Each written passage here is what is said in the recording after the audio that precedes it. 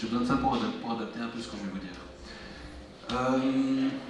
Donc, je suis Karim Jmerin, je suis juriste, je travaille pour une université maintenant, ça n'a pas toujours été le cas, auparavant j'aidais les étudiants. Petite précaution, c'est que je m'exprime ici à titre personnel, pas au nom de mon université, que je ne vais pas nommer pour le moment, c'est pas utile. Et donc, ce que je vais voir avec vous, en réalité, la personne qui m'a précédé ici, m'a donné toute une série d'informations qui sont transposables à l'enseignement en communauté française. L'organisation, bachelier, master, doctorat, des conditions d'admission.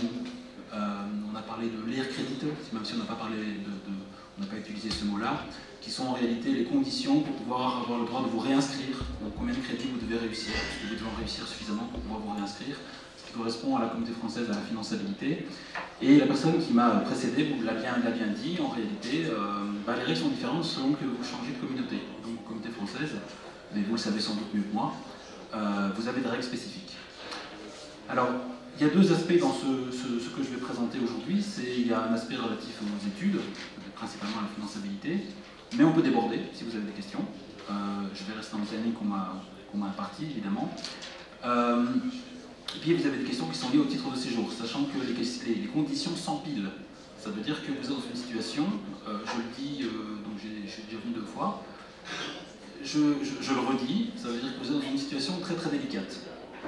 En ce sens que vous avez toute une série de conditions qui s'ajoutent, qui se surajoutent, qui font que si vous déviez de votre trajectoire d'étudiant, si vous ne réussissez pas suffisamment bien vos études, vous risquez de tomber dans des difficultés assez compliquées. Alors c'est pas un discours réjouissant, mais c'est mieux quand on le sait.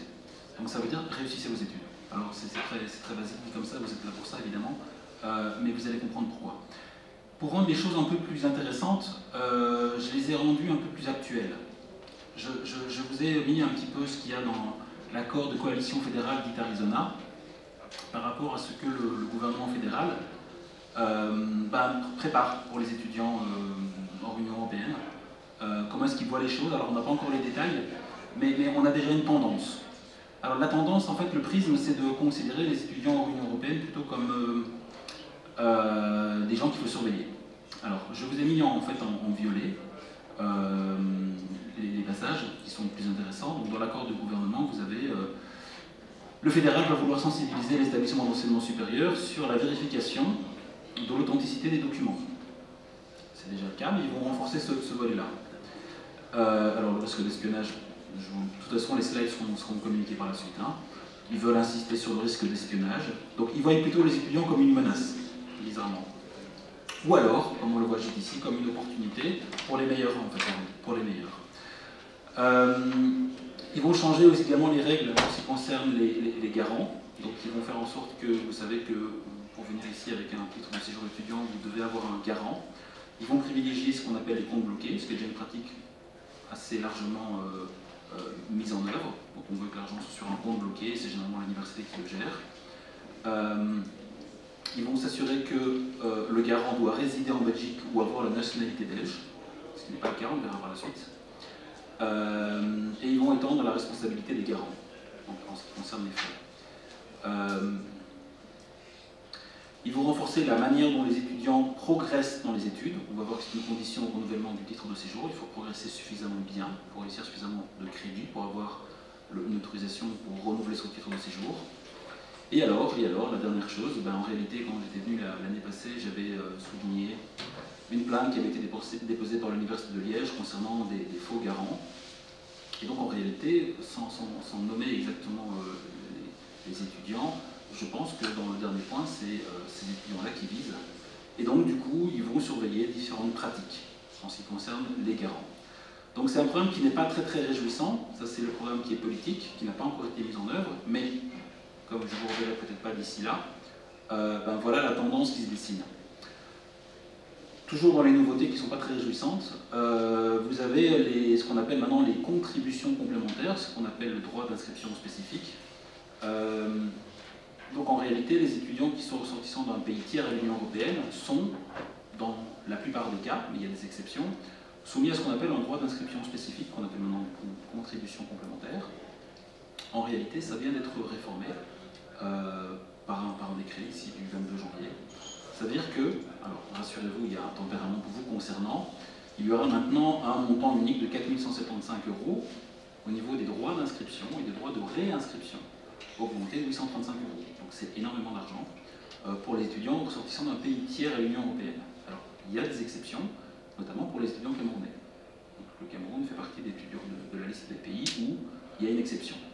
Mais il faut savoir que à l'avenir, alors cette liste elle est sujette à fluctuation, elle pourrait être modifiée, c'est une liste qui est établie par l'ARES, mais en réalité il est prévu à partir de 2026-2027, selon que vous soyez en bachelier ou en master, mais ceux qui sont bacheliers arriveront en master. Alors si le Cameroun est toujours dans la liste, aucun problème, ils en seront exonérés, mais en réalité, tant que le Cameroun est dans cette liste, eh bien, il ne faudra pas les payer. Si cette liste change, eh bien, du coup, il y a à nouveau ce problème-là qui risque de se poser. Voilà deux nouveautés qui ne sont pas très réjouissantes, mais voilà, pour les étudiants qui sont en master, qui sont peut-être déjà venus l'année passée, je commence par les choses nouvelles, avant de revenir sur des choses qui sont un peu plus communes. Alors, je ne vais pas tout passer en revue pour rester dans le timing. Je vais peut-être zapper la partie allocation d'études. En réalité, ce que vous devez savoir. Donc, on en a parlé, j'ai suivi un petit peu le début des exposés. Vous avez la possibilité d'obtenir une allocation d'études de la Communauté française, du service des allocations d'études, dans la mesure où vous ne bénéficiez pas d'une allocation d'études du Cameroun. Et donc j'ai bien entendu ce qui a été dit précédemment. Et pour autant, il est possible, même si vous êtes camerounais, de bénéficier d'une allocation d'études. Et ça a comme conséquence que ça suspend le paiement des droits d'inscription, qui sont relativement élevés. Donc vous le savez, vous l'avez déjà expérimenté, vous devez payer 50 € au 31 octobre et le solde au 1er février. C'était il n'y a pas longtemps. Et bien du coup, la demande d'une allocation d'études suspend le paiement de cette demande tant qu'on n'a pas statué sur la demande d'allocation d'études. Je m'écarte un petit peu pour essayer de parler de sujets qui sont d'actualité. Pour les étudiants qui n'auraient pas payé le solde, est-ce que vous m'entendez bien? J'ai l'impression qu'il y a un écho. Ok, parfait. Pour les étudiants qui n'auraient pas payé le solde des droits d'inscription, je vous le dis, ça fait pas partie de la présentation, mais c'est une question très concrète. J'essaye d'être concret pour être utile. Ceux qui n'auraient pas payé le solde des droits d'inscription au 1er février, vous devez savoir qu'il y a un recours qui est possible et que vous pouvez mobiliser. Et que la plupart du temps, ce recours aboutit favorablement dans la mesure où vous payez les droits d'inscription. Donc ceux qui n'ont pas payé les droits d'inscription, ils ont un recours qui est de mémoire de 15 jours ouvrables auprès du commissaire ou délégué du gouvernement de l'établissement d'enseignement supérieur. Et en fait, il suffit de faire le recours, de bien respecter les conditions de recevabilité. Ce sera marqué sur le site de l'établissement, je ne rentre pas dans le détail, mais soyez attentifs et attentives aux conditions de recevabilité. Et puis les commissaires essayent vraiment de sauver tous les étudiants, dans ce cas-là, au point tel que, en réalité, les commissaires et délégués sont peut-être en train d'essayer de discuter pour supprimer ce recours et faire en sorte que ces étudiants, en tout cas, reporter la question à plus tard dans l'année académique. Mais ça, c'est une autre question, c'est une projection. Mais en l'état actuel, si ça n'a pas été payé, vous devez savoir qu'il y a un recours et faites-le. Vous avez 15 jours ouvrables, donc vous êtes encore dans le délai pour l'exercer. Ça, c'est ce qu'il y a à dire sur les allocations d'études, mais dans la plupart des cas, vous n'êtes pas résident ici depuis 5 ans, donc a priori, ça va être plus compliqué. Ce qui va vous intéresser plus directement, c'est effectivement la finançabilité. Donc, la finançabilité, c'est votre capacité à générer une subvention publique. Alors, qu'est-ce que ça veut dire? Je vous ai dit un peu plus tôt qu'il y a des droits d'inscription. Vous payez déjà un montant. Pourquoi est-ce qu'on parle maintenant de finançabilité? Bien, vous le savez aussi, si vous êtes dans l'enseignement en communauté française, on vous a suffisamment expliqué la notion, je pense. D'ailleurs, est-ce qu'on vous a expliqué c'est quoi la finançabilité? Ou pas? Peut-être que je m'avance un peu. Pas nécessairement. Alors c'est important qu'on en parle.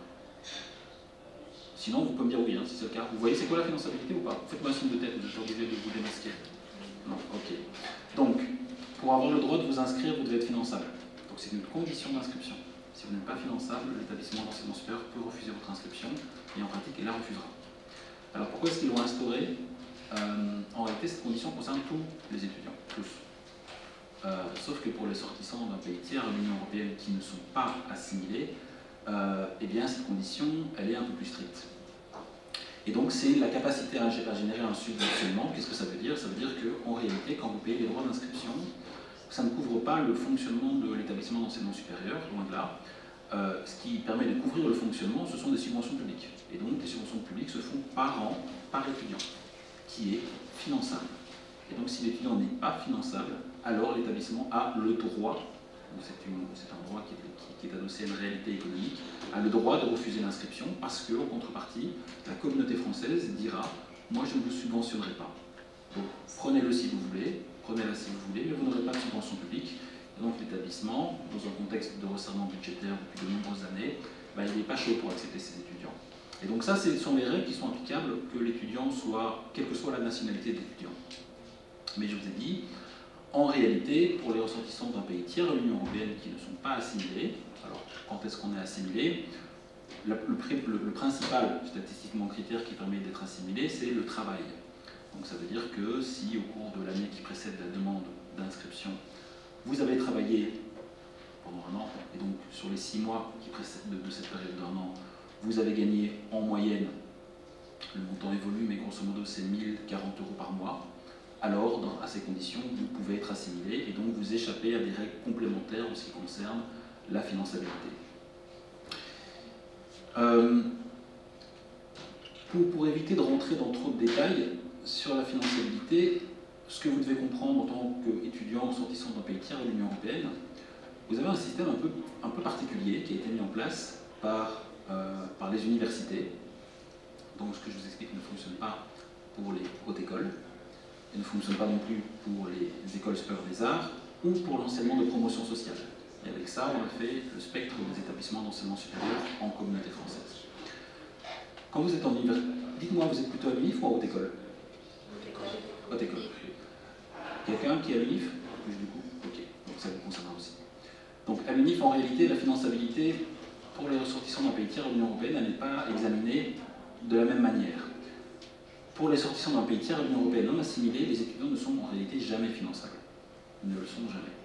Mais les établissements d'enseignement supérieur fonctionnent autrement et disent, là je commence par les universités, si l'étudiant a obtenu son diplôme de fin d'études secondaires il y a moins de 3 ans et a obtenu une moyenne en fonction de la filière qu'il va déterminer, ce sera généralement 13 sur 20, et puis ils demanderont en fonction des établissements, en fonction des universités, parfois, si vous êtes dans une filière scientifique, 14 sur 20 dans les matières scientifiques, et parfois des conditions supplémentaires, alors ils disent, dans ces conditions, on va les traiter comme si c'était des étudiants européens, et donc on va appliquer les conditions de finançabilité classiques qu'on va voir juste après, sans faire de distinction. Si vous n'êtes pas dans ces conditions, alors ils vont dire on ne va pas les traiter comme des Européens et qu'ils ne sont jamais finançables, on va automatiquement les refuser, et puis l'étudiant devra faire appel à une procédure de demande de dérogation, qui du coup est une procédure un peu lourde et assez incertaine.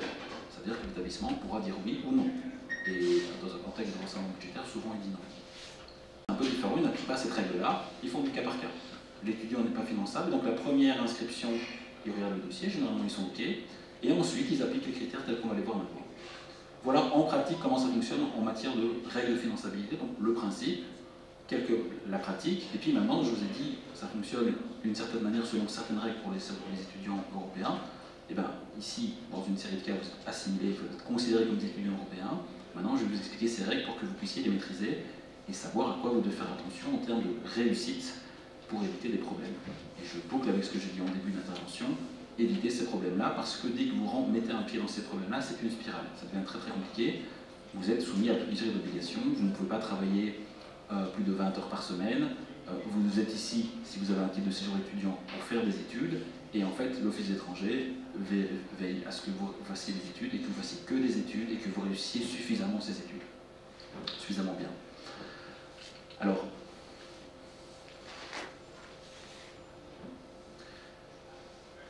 les règles de finançabilité, elles ont été chamboulées l'année passée jusqu'à maintenant. Donc vous avez eu une modification le 31 mai 2024, et puis vous avez eu une modification encore en décembre, et maintenant le 22 janvier, sur des points de détail. Ce que vous devez savoir, et ce qui est très important, vous avez en bachelier et en master des règles de finançabilité très différentes. Quand je vais vous exposer maintenant, ça va paraître très simple, mais je vais donner un petit exemple pour essayer de vous faire comprendre à quel point ça peut être effectivement plus compliqué. Pour le bachelier, c'est très simple, vous avez 5 ans. En 5 ans, vous devez terminer votre bachelier. Ça, c'est la règle principale pour le bachelier. Et puis, vous avez des seuils intermédiaires. On va vous demander de réussir 120 crédits, dont les 60 crédits de premier bloc de bachelier après 4 inscriptions, de réussir 60 crédits après 2 inscriptions, 60 crédits de premier bloc de bachelier, Et on va vous demander, à l'issue de la première inscription, de réussir à minima les crédits qui sont associés à une seule unité d'enseignement. Le nombre, peu importe. Ça peut être 1, ça peut être 2, peu importe. Une seule unité d'enseignement. Vous devez réussir ça à l'issue de la première inscription. Si vous ne réussissez pas les crédits associés à une seule unité d'enseignement après la première inscription, vous ne pouvez pas poursuivre ces études. Vous devez nécessairement vous réorienter et ça peut avoir des complications, des implications sur votre titre de séjour qui peut être rendu plus compliqué puisque l'Office étranger peut vous dire vous êtes venu pour faire des études A, vous désirez vous réorienter, faites-moi une lettre de motivation. Bien souvent, la première réorientation ne pose pas trop de difficultés, mais au-delà de la première réorientation et en fonction du moment où ça intervient, l'Office étranger pourrait dire non. Moi, ici, je ne suis plus d'accord pour que vous suiviez ces études-là, qui ne sont pas celles pour lesquelles nous avions un accord. Voilà grosso modo les règles de finançabilité en bachelier. Ce que je dois compléter, c'est qu'en fait, si vous vous réorientez en bachelier, vous avez droit à une inscription supplémentaire par rapport aux balises que je vous ai indiquées. Pour rappel, je vous ai dit qu'une UE après une inscription, je vous dis dans l'autre sens, 60 crédits de premier bloc de bachelier après 2 inscriptions, 120 crédits dont les 60 crédits de premier bloc de bachelier après 4 inscriptions, et l'intégralité du bachelier après 5 inscriptions. Si vous vous réorientez, par exemple après la première inscription, vous décidez de vous réorienter parce que ce n'est pas ce que vous vouliez faire, avec ce que je vous ai dit concernant le renouvellement du titre de séjour, eh bien vous devez savoir que vos balises sont, du point de vue des règles de finançabilité, décalées d'une unité. Et donc vous aurez respectivement 3 inscriptions pour avoir les 60 crédits de bloc 1, 5 inscriptions pour avoir 120 crédits et 6 inscriptions pour terminer votre bachelier. Et puis vous avez aussi la possibilité de demander ce qu'on appelle des allègements. Mais, alors l'allègement c'est quoi? C'est en fait quelque chose qui permet de couper votre année en deux pour avoir une année plus allégée. Hein, ça ne s'invente pas. Néanmoins, j'attire dès maintenant. Alors, les cas dans lesquels on peut demander un allègement, c'est. Vous avez 5 ou 6 situations dans lesquelles vous pouvez demander un allègement. Donc, pour les étudiants de bloc 1 qui viennent de terminer leur session, eh bien, s'ils ont eu au moins une note inférieure à 10 sur 20, ils peuvent demander un allègement à l'issue, avant le 15 février. Pardon. Voilà, c'était aujourd'hui, bon, c'était un peu trop tard. Soit vous le saviez, soit vous saurez peut-être pour l'année prochaine si vous êtes toujours en premier bloc de bachelier. Vous pouvez avoir un allègement si vous avez ce qu'on appelle des besoins spécifiques. Vous avez parfois des étudiants qui ont un problème de dyslexie, dysorthographie, des troubles, pas nécessairement des maladies. Vous pouvez, dans ces cas-là, vous avez le droit à un allègement. Et puis vous avez des circonstances exceptionnelles ou des circonstances graves qui peuvent justifier que vous demandiez des allègements, soit en début d'année, soit en cours d'année. Alors pourquoi est-ce que je ne m'appesantis pas sur cette notion? J'aurais pu vous expliquer c'est quoi les circonstances exceptionnelles et les circonstances graves. C'est que vous devez faire attention à autre chose, et toujours vous devez comprendre les règles de finançabilité et les mettre en parallèle avec les règles de renouvellement du titre de séjour étudiant. Le titre de séjour étudiant est délivré pour une inscription qui comporte à minima 54 crédits. Si vous demandez un allègement, vous allez passer sous le seuil de 54 crédits. L'Office des étrangers n'est pas d'accord avec cette règle-là. Et donc ça veut dire que si vous allégez, vous allez probablement passer en dessous de ce seuil-là. L'Office des étrangers nous dit, nous on accepte de délivrer, on accepte des étudiants qui ont moins de 54 crédits si la raison qui justifie d'être en dessous de ce seuil est une circonstance qui est indépendante de leur volonté. Dans pas mal de cas, un allègement c'est quelque chose que vous souhaitez vous-même, sauf circonstances médicales. Dans ce cas-là, l'Office étranger accepte que ce soit en dessous de 54 crédits. Dans les autres cas, l'Office étranger va, même si pour vous c'est plus pratique, si ça vous donne une année en plus, puisque c'est ça la conséquence de l'allègement, ça vous donne une année en plus en termes de finançabilité, au niveau du renouvellement du titre de séjour, vous allez avoir des difficultés. Donc faites attention aux allègements. Vous allez parfois, les établissements d'enseignement supérieur ne sont pas toujours conscients de ça. Ils vont vous proposer des activités d'aide à la réussite quand vous êtes en bloc 1, en disant mais vous pouvez éventuellement alléger, vous pouvez prendre cette disposition et y mettre en place des politiques. Soyez vigilants, parce que les établissements ne le sont pas toujours à votre place, quant au fait que, pour vous, le renouvellement du titre de séjour, c'est à minima 54 crédits dans votre programme des études, sauf exception admise par l'Office étranger, si la circonstance qui justifie que vous soyez en dessous de 54 crédits ne résulte pas de votre volonté, c'est quelque chose qui vous est extérieur. Avec ça, vous avez les règles de finançabilité pour le bachelier de manière large, avec l'inscription supplémentaire en matière de réorientation, et je vous ai mentionné les licences d'allègement, ça peut être utile, mais faites attention, parce que ça peut avoir des conséquences, c'est pas que ça peut, c'est que ça a des conséquences très concrètes au niveau du renouvellement de votre titre de séjour. Je poursuis maintenant avec le master, puisqu'on a parlé des règles de finançabilité qui vous permettent de vous réinscrire ou non en bachelier. En master, c'est relativement simple, à une exception près. En master, vous avez 2 ans pour réussir 60 crédits à chaque fois. Donc après 2 inscriptions en master, vous devez avoir 60 crédits, après 420. Et puis, pour les gens qui s'orientent vers des études de médecine, je vous le souhaite, ou sciences vétérinaires, je vous le souhaite également, même si ces 2 études sont soumises à, respectivement, un concours dans les 2 cas, mais soit au moment de l'accès, soit à la fin de la première année, et bien 180 crédits, vous avez 6 inscriptions. Alors, c'est relativement simple, ces règles sont vraiment très simples, sauf qu'il y a un bémol, et c'est là-dessus que j'attire votre attention, c'est très important. Si vous vous inscrivez en master, la personne qui m'a précédé a parlé instamment des équivalences, je vous ai parlé de master également. Dans pas mal de cas, quand vous vous inscrivez en master, vous pourriez être amené à avoir un programme complémentaire. Un programme complémentaire, alors ça c'est la situation qui se présente quand vous êtes en master. Si maintenant vous avez fait des études ici en bachelier et puis que vous vous réorientez, par exemple, vous avez fait pharma, vous allez en sciences biomédicales, vous allez avoir un programme complémentaire. Donc si vous vous réorientez vers un autre master, ou bien si vous avez déjà un bachelier, ici par exemple, par hypothèse du Cameroun, et que vous allez en master, ils vont aussi, si vous acceptez en master, vous donner un programme complémentaire. Alors la grosse règle qui bloque pas mal d'étudiants, c'est le fait que vous devez réussir, je vous ai dit 60 crédits après 2 inscriptions, mais en cas de programme complémentaire, vous devez avoir acquis l'intégralité du programme complémentaire parmi ces 60 crédits à l'issue de la 2e inscription. D'accord? Alors c'est très important parce que ce programme complémentaire, ce sont généralement les cours difficiles de bachelier, et donc c'est très compliqué de les réussir. Et c'est là-dessus que, à chaque fois, les étudiants deviennent non finançables au niveau du master. En bachelier, les règles sont plus strictes qu'au niveau du master en réalité, sous réserve de ce que je vous ai dit par rapport au programme complémentaire. Avec ça, vous avez fait toutes les règles de finançabilité. Je vais juste quand même attirer votre attention sur une dernière chose. Pour le bachelier, pour les étudiants qui sont en bloc 1, je vous ai dit, vous devez avoir 2 inscriptions, vous devez avoir 60 crédits bloc 1 après 2 inscriptions. Et puis je vous ai dit, si on se réoriente, on a une inscription en plus. Je dois compléter avec une chose, c'est qu'en fait, si à la fin de la 2e inscription, vous avez 50 crédits, le jury peut vous donner une dérogation. Une dérogation qui consiste à vous dire, vous n'avez que 50 crédits, mais je vous autorise à vous réinscrire et je vous déclare finançable. D'accord? Donc le jury, et alors là les politiques des établissements sont très variées. Chaque jury en principe est censé prendre la décision de manière individuelle. Et alors, si vous n'êtes pas finançable, je vous l'ai dit et je vous le répète, vous devez demander une dérogation.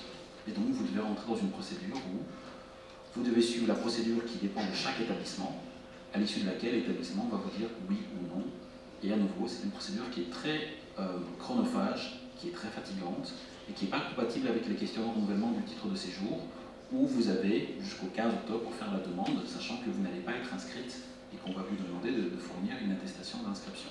Vous pourrez éventuellement compléter par la suite, mais c'est surtout une période très incertaine où l'établissement peut dire non, et dans la plupart des cas, dire un non. Sachant que derrière, vous avez des conditions supplémentaires qui doivent s'appliquer en ce qui concerne le fait de, pour un certain nombre de personnes, de payer un loyer. Donc cette situation d'incertitude, essayez de vous l'épargner, parce que souvent vous êtes inscrit plus tard, et vous continuez à rentrer dans une situation où éventuellement, parce que vous êtes inscrit plus tard, si vous êtes accepté, et bien du coup, vous allez éventuellement être à nouveau non finançable à la fin de l'année académique où on vous aurait inscrit. Et donc c'est un très mauvais départ. Donc le message ici, c'est rester finançable et surveiller les balises que je vous indiquais, parce que sinon, c'est généralement très compliqué de redevenir finançable par la suite. Alors, sur les slides, vous avez des explications complémentaires concernant les bacheliers en soins infirmiers. Est-ce qu'il y a des gens en soins infirmiers? Ça a déjà été dit là-dessus, pas par moi. Ce sont en réalité des formations de niveau bachelier qui sont, en tout cas pour l'enseignement de promotion sociale de niveau supérieur, qui sont identiques à des formations de haute école. Il n'y a pas de formation en promotion sociale qui est identique à une formation universitaire. Vous allez par exemple avoir un bachelier en marketing, un bachelier en comptabilité, qui sont des bacheliers qui sont aussi bien organisés en haute école qu'en promotion sociale, étant entendu qu'en promotion sociale, vous n'avez aucune règle de finançabilité. Alors, l'enseignement de promotion sociale qui a été présenté comme un enseignement pour des personnes, pour un public âgé, n'est pas nécessairement limité à un public âgé en réalité, mais c'est un enseignement qui est plus facile et qui est moins qualitatif sur le marché du travail. Voilà, alors ça permet de raccrocher quand on travaille, mais à nouveau, c'est quelque chose qui ne s'adapte pas à votre situation, puisque par définition, vous êtes là pour faire des études et pas pour travailler. L'office étranger y veille. Donc l'enseignement de promotion sociale, c'est pour une part, vous devez savoir qu'il existe, mais restez dans la filière dans laquelle vous êtes, dans la forme d'enseignement dans laquelle vous êtes, université, haute école, éventuellement école supérieure des arts. Voilà à gros traits ce que je peux vous expliquer. Je vais quand même vous expliquer un dernier mot sur deux mots. Sur ce qu'on appelle les BAMA. Donc les BAMA, pour les étudiants qui étaient en bachelier il y a quelques années, eh bien, ils doivent savoir qu'il y a eu une réforme. Ce que vous devez savoir, je ne vais pas expliquer l'ancien système parce que ça va vous embrouiller plus qu'autre chose.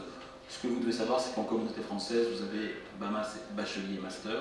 Ça veut dire que quand il vous reste 15 crédits de bachelier au maximum, vous pouvez vous inscrire en master. Vous pouvez vous inscrire également en master, devrais-je plutôt dire. Ça signifie que vous êtes inscrite dans les deux cycles en même temps. Alors, le système est devenu plus compliqué avec le temps. C'est-à-dire que dorénavant, c'est l'établissement où vous êtes inscrit en master qui détermine combien de crédits vous pouvez suivre en master. Et il le détermine de manière assez souveraine, donc il pourrait vous en donner 20. Ce sur quoi je veux attirer votre attention, ce sont deux choses. Si vous êtes inscrit en BAMA, vous devez faire attention parce que l'inscription en master est déjà comptabilisée comme une cartouche. Je vous ai dit, vous avez 2 inscriptions pour avoir 60 crédits en master. Faites attention, cette inscription, même si vous avez peu de crédits, elle sera déjà comptabilisée comme une première inscription. Et en plus de ça, vous aurez aussi une inscription en bachelier. Et donc les compteurs en bachelier et en master tournent dans les deux cas. Sachant que le nouveau système de finançabilité, je ne peux pas parler de nouveau, c'est maintenant le système actuel, le système de finançabilité est en fait une limite au nombre d'inscriptions auxquelles vous avez droit. Donc faites attention au piège du BAMA. Si vous vous y inscrivez, faites attention parce que les compteurs vont déjà tourner et donc on va vous dire « Ah, vous avez déjà une des 2 inscriptions à l'issue desquelles vous deviez avoir 60 crédits. » Ça, c'est la première information importante. Le deuxième, à nouveau, c'est le jury de master qui détermine le nombre de crédits. Donc ça peut ne pas être si intéressant que ça. Souvent, cette situation, c'est une situation où les étudiants sont en cours avec des cours très compliqués en bachelier, les cours à pète, et ils essayent de continuer à avancer. N'oubliez pas, la priorité, c'est de terminer le premier cycle. Les règles de finançabilité, elles tiennent compte des inscriptions qui sont à l'étranger, aussi bizarre que ça puisse paraître. Autant pour le titre de séjour, vous allez voir qu'il est important de progresser suffisamment dans ses études, et on ne regarde pas les inscriptions en dehors de la communauté française, en tout cas en dehors de la Belgique, pardon. Autant dans le système de finançabilité, curieusement, si vous avez déjà eu une ou plusieurs inscriptions à l'étranger, eh bien, les inscriptions seront comptabilisées. Si vous avez fait une première licence, on a parlé tout à l'heure du système LMD, si vous avez fait une première licence au Cameroun, faites attention parce que dans les règles de finançabilité, on considérera que vous avez déjà utilisé une inscription. Et donc, quand vous allez arriver ici, en pratique, on vous dira est-ce que vous êtes réorienté ou non. Et donc, si vous ne vous êtes pas réorienté, vous êtes censé avoir 60 crédits du premier bloc de bachelier à l'issue de votre première inscription ici. Si on considérera que vous êtes réorienté, ce sera à l'issue de la deuxième inscription ici. Donc, il y a un aspect lié à la rétroactivité. J'en profite quand même pour vous attirer votre attention sur une autre information, puisque je vous ai dit beaucoup de choses se sont produites l'année passée, et notamment vous pourriez avoir des informations qui sont contradictoires, surtout par rapport à ce qui a été voté, ce qui a été adopté le 22 janvier 2025. Vous allez peut-être trouver des gens qui vont vous dire quand vous vous réorientez après la deuxième inscription, eh bien, on remet les compteurs à zéro. Vous allez peut-être trouver cette règle parce qu'on va vous la dire ou parce que vous allez la lire.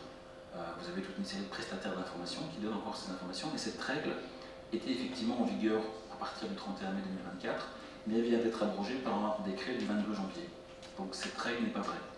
Si vous vous réorientez après la deuxième inscription, vous n'avez pas 2 inscriptions supplémentaires, donc on ne remet pas les compteurs à zéro.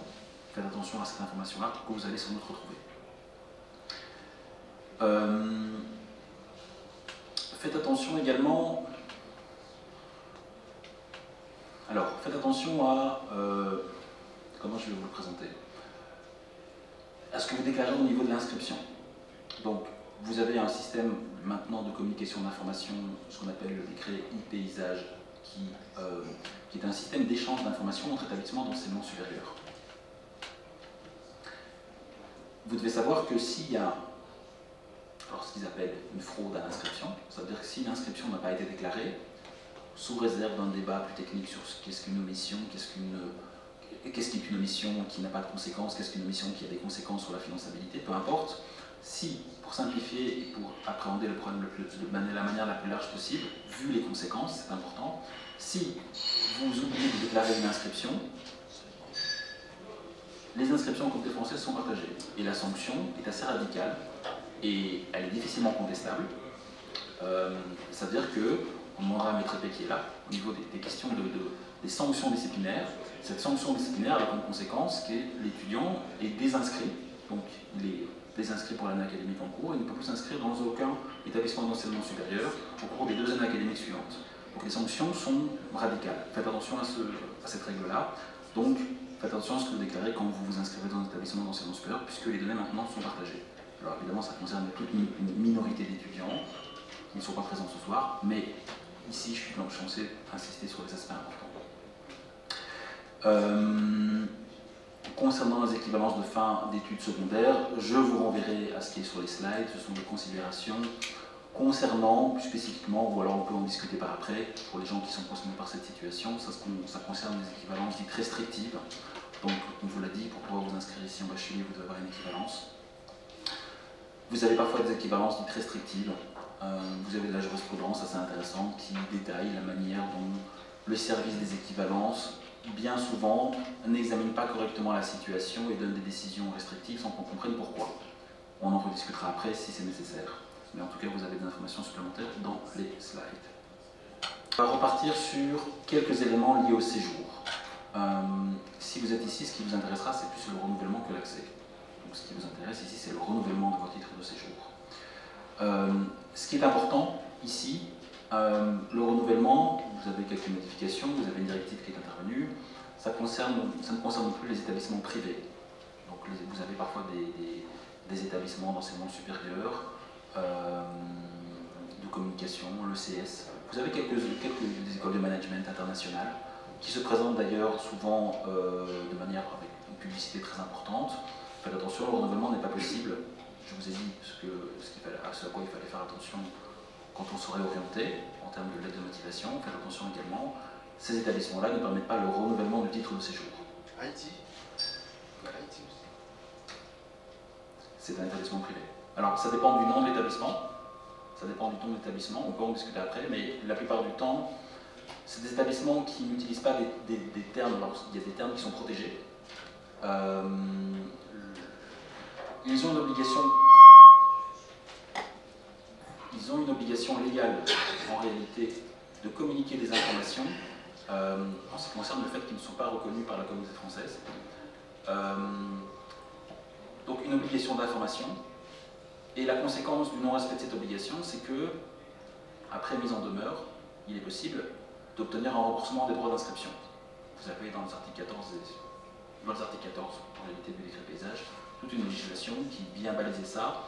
Et ces étudiants, si par exemple ils vous contactent au niveau de l'ambassade en vous disant voilà, moi j'ai eu une inscription, mais finalement les montants sont quand même conséquents, je ne suis pas sûr de ce que ça vaut, vous devez savoir qu'il y a une législation qui permet de les protéger et d'obtenir le remboursement des droits d'inscription. Et bien souvent, cet établissement ne mentionne pas les informations correctement. Et puis vous avez également une action en cessation précédente. Une action spécifique au niveau du renouvellement. Au niveau du renouvellement du titre de séjour quand ce sont des établissements privés. Alors, en ce qui concerne les années préparatoires ne permettent pas non plus d'obtenir un titre de séjour parce qu'elles doivent être organisées dans l'enseignement supérieur. Or, la plupart des années préparatoires, les CTM, les spéciales maths, les spéciales scientifiques, dans la quasi-totalité des cas, en communauté française, sont organisées par des établissements d'enseignement secondaire. J'essaie d'aller sur les choses qui sont essentielles. Ça, je vous l'ai dit. Ça, je vous l'ai dit. Je vous l'ai dit également en ce qui concerne les 54 crédits à minima. Ça s'est fait également. Alors, l'autre nerf de la guerre, c'est effectivement, vous devez avoir un garant. Dans la plupart des cas, vous avez des exceptions. Je reste sur les grandes lignes. Dans la plupart des cas, vous devez avoir ce qu'on appelle un engagement de prise en charge. Alors, Ces montants sont constamment revus à la hausse, ça correspond à 120% du revenu d'intégration sociale, et il est pour l'année académique 2025-2026 de 2131 € net, plus 835 € net, tout ça c'est par mois, et le plus 835 c'est par étudiant. N'oubliez pas ce que je vous ai dit en début de présentation, l'accord de coalition fédérale a pour objectif de faire en sorte qu'il n'y ait plus qu'un seul garant par étudiant. Mais pour l'instant, ce n'est pas le cas. Donc ça veut dire que vous pourriez avoir un garant qui assume plusieurs étudiants. Alors, je vous ai indiqué que ça doit être des revenus liés au travail, en tant que salarié ou en tant qu'indépendant. Vous retrouverez sur les slides les conditions à remplir. Vous retrouverez sur les slides les revenus qui ne sont pas pris en compte dans ces revenus pour le garant. Donc des allocations de chômage, des allocations de transition, des allocations d'insertion professionnelle, ne sont pas pris en compte, pour atteindre le seuil de 2131 € plus 835. Alors vous avez d'autres conditions ici qui sont moins importantes, c'est plus du détail, mais il faut que le dossier soit complet, il faut avoir une assurance maladie, un certificat médical, ne pas représenter une menace pour l'ordre public. Vous avez une redevance, mais ça, si vous êtes ici, vous l'avez déjà payé, donc c'est un sujet qui vous concernera moins. Les montants ont encore été revus à la hausse, 245 et 235. Ce sur quoi je veux attirer votre attention, pour rester en timing, c'est ceci. Je vous ai expliqué quelque chose en termes de finançabilité, je vous ai indiqué des seuils en termes de crédit. Je vous ai dit également, faites attention puisque les conditions s'empilent en ce qui vous concerne. La finançabilité est une chose, c'est le fait d'avoir le droit de vous réinscrire. Le renouvellement du titre de séjour en est une autre, sachant que pour renouveler votre titre de séjour, vous devez être réinscrit. Mais ça n'est pas suffisant. Et vous avez également, au niveau du renouvellement du titre de séjour, des conditions qui sont liées à une progression des études qui doit être considérée comme suffisante. Qu'est-ce que ça veut dire? Ça veut dire qu'en réalité, l'Office étranger va également vous dire, ben moi en fait, au-delà de votre question de finançabilité qui concerne les établissements d'enseignement supérieur, hors promotion sociale, je vais également exiger de votre part une réussite d'un certain nombre de crédits.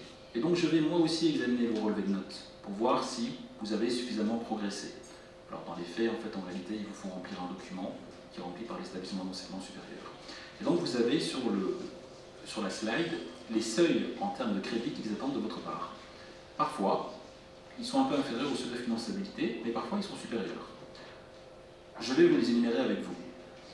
Je vous ai dit en termes de finançabilité, vous devez avoir 60 crédits de premier bloc de bachelier après 2 inscriptions. L'Office étranger vous dit, moi avec 45 ça suffit. Mais si vous n'êtes pas finançable, vous ne pouvez pas vous réinscrire, vous ne pouvez pas renouveler votre titre de séjour. Donc vous êtes soumis. Donc ce n'est pas assez. Agrandir. Je vais agrandir ça. Je vais agrandir, attendez. Oui.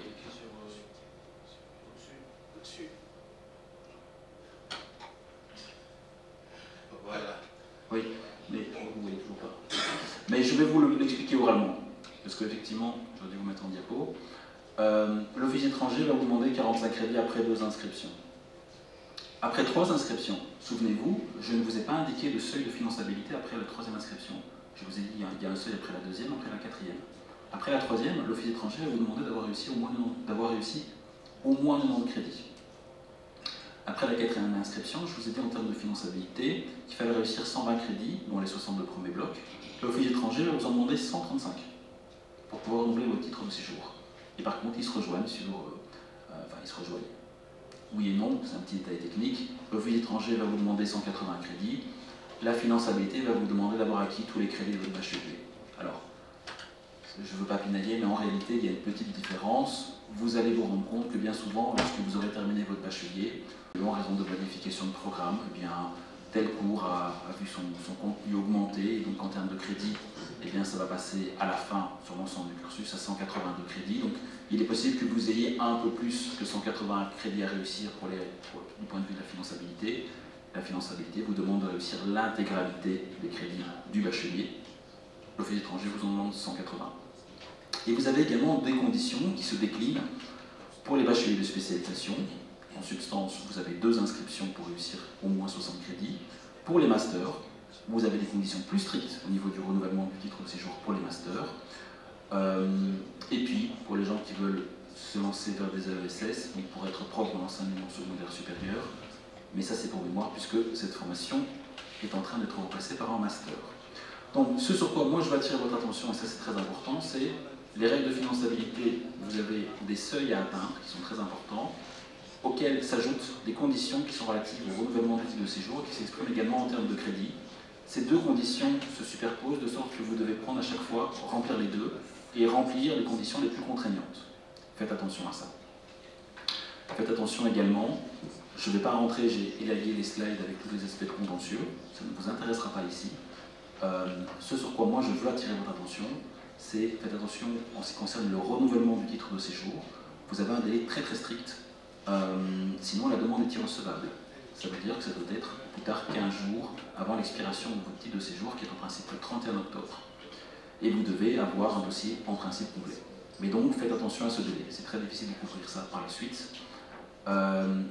Dernier point, je vous ai dit des choses sur le travail, ne dépassez pas 20 heures de travail par semaine. Vous ne pouvez pas travailler à temps plein sauf pendant les congés. Donc vous êtes ici pour faire des études, c'est ce que vous dit l'Office des étrangers, et pas pour faire autre chose. Vous avez de plus en plus des situations, et je vous le souhaite, de codiplomation internationale. De plus en plus les formations s'orientent, et donc les nouvelles habilitations de formation doivent se délivrer dans la mesure où vous avez une collaboration entre établissements. Si quelqu'un veut organiser une formation, il peut le faire seul. Vous avez de plus en plus souvent, c'est tout un temps qui se développe maintenant, de codiplomation internationale. Vous avez dans la directive de 2016 des règles qui ont été instaurées pour pouvoir faciliter cette mobilité étudiante. Je vous y renvoie. Vous devez juste garder à l'esprit les éléments essentiels. Cette mobilité étudiante existe, saisissez-la. Par rapport à votre titre de séjour, vous avez des possibilités qui sont assez larges en réalité.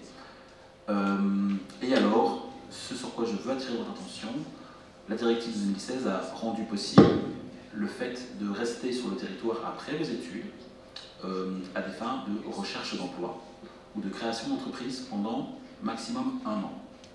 J'attire votre attention, les détails ici en réalité avec le temps je me rends compte que ce n'est pas les détails qui comptent. Ce qui compte c'est que vous ayez l'idée principale. À la fin de vos études, vous avez encore la possibilité de rester 1 an pour pouvoir créer votre entreprise, chercher de l'emploi.